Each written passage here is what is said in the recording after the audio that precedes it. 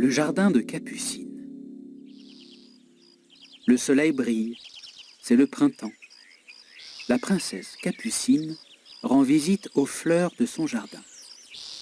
Les pétunias, les roses, les lys, les tulipes et les jonquilles se côtoient au pied du château. Mais une jonquille jaune a disparu du jardin.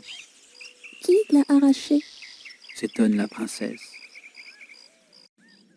Dans son manoir, la sorcière Furie contemple une jonquille. Elle a dérobé la fleur du jardin de Capucine. Elle veut se venger de la beauté de la princesse.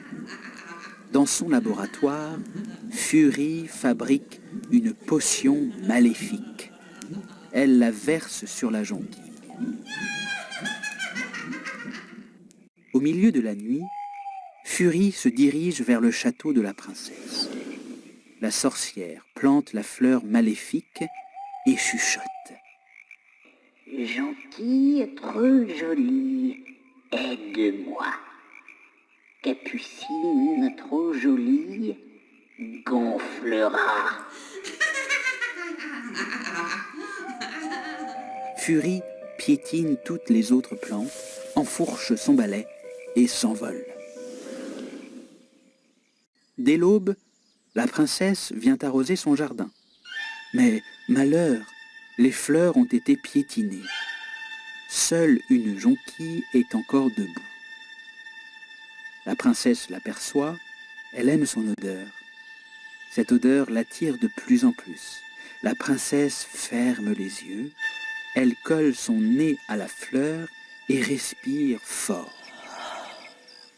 Ouvrant les yeux, Capucine voit ses narines enflées. Le lendemain, la princesse continue à gonfler et s'envole comme un ballon.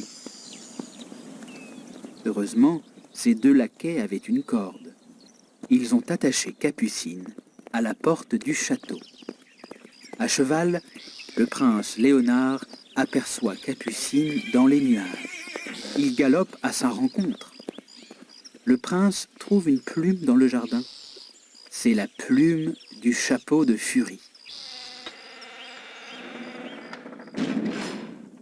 Léonard pénètre dans le manoir. Il entre dans le laboratoire de la sorcière et trouve un grimoire ouvert à la page J. Il découvre l'antidote. Une feuille de menthe et un pétale de mélite annulent le mauvais sort.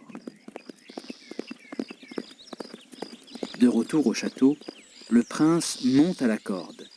Capucine avale le remède. Elle dégonfle aussitôt et tombe avec Léonard au milieu du jardin, sur le tas de fleurs arrachées.